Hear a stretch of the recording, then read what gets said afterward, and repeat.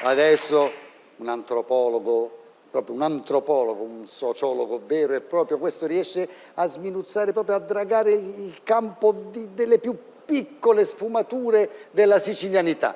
Non a caso è un siciliologo, Stefano Piazza.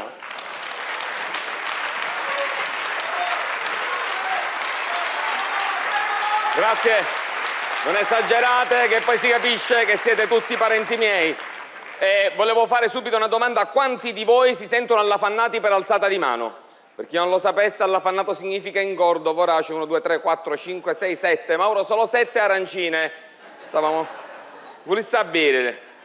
Il fatto è che noi non diciamo di essere allafannati perché noi pensiamo che questo sia volgare e non lo diciamo, ma attenzione, perché se noi scaviamo dentro la lingua siciliana scopriamo veramente la verità. Da dove nasce il termine allafannato? Nell'831 gli arabi arrivano a Palermo e questi arabi, essendo musulmani, cosa fanno? Nel periodo del Ramadan non mangiano se prima non tramonta il sole. Quando tramonta il sole questi vanno a mangiare, ma hanno fatto già 10 ore di lavoro e c'hanno appetito e cominciano a mangiare, e siccome sono musulmani inneggiano il loro Dio: Allah Ishallah, Allah Manciacca, Allah Pigadà, Allah Manciacca, Allah Ishadà. Il palermitano lo guarda e fa: tale che Allah fannato. E da qua, è proprio da qua.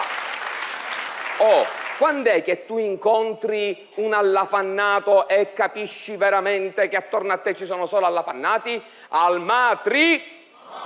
Al matrimonio tu vedi che la gente arriva in sala, moggia, c'è caldo, gli uomini sono elegantissimi con la giacca, la cravatta, le donne che hanno i tacchi tutte quante, Zio Tanino arriva chi stampelle, sua moglie che lo accompagna, e questi sono tutti calmi e tranquilli fino a quando non si sente: signori benvenuti, sono appena arrivati gli sposi, per cui da questo momento possiamo accedere al buffet. E capaitini i combattimenti. I mascoli si levano la cravatta e si attaccano a te por Rambo. Le donne si levano le scarpe con i tacchi per andare più veloci. Zio Tanino tira il zampellente all'aria, sua moglie ne piglia una e comincia a cafordare. C'è qualcuno che cade per terra che si hanno ammazzato che manciucchio, sai. Arrivano lì e cominciano a mangiare, e anche i più eleganti diventano degli animali. E l'allafannato doc, quello veramente bravo, è quello che si era già messo in posizione ed esce dalla folla con un piatto che pare nuce piatta, che tu lo guardi come a dire: cusci ma ta mangi tutta questa roba, e lui ti guarda come a dire: ma te che te ne fotte, tanto è tutto pagato.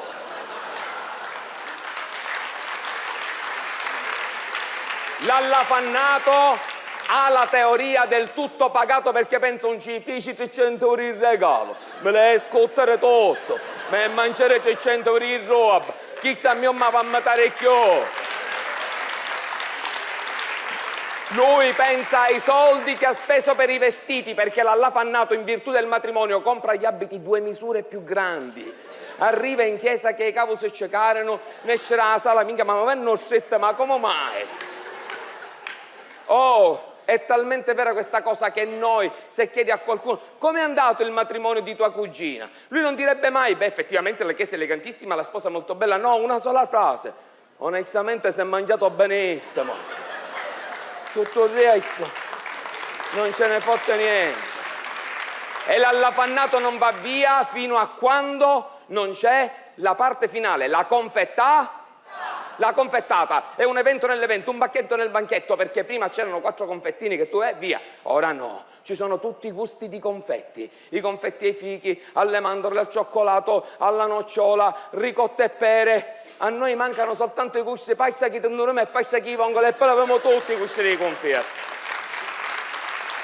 E tu vedi che l'allafannato è messo lì, lo zio con la zia con la borsa aperta, e io che va a pigliare un cucchiarate, e ne portiamo un po' a casa, la pavocca te.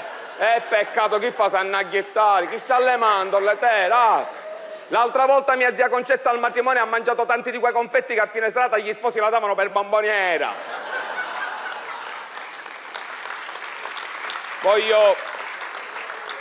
Voglio concludere ricordando mio zio Pino, che è stato l'allafannato doc al mio matrimonio, che arrivava il cameriere e lui diceva: me ne metto un po' in questo piatto.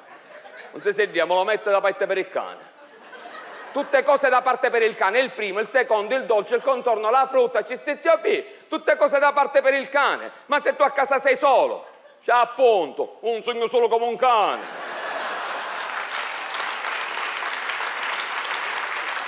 Quanti di voi si sentono allafannati? Alzino la mano, ma state attenti che avremo un mozzicone da arrivare. Grazie. Venga!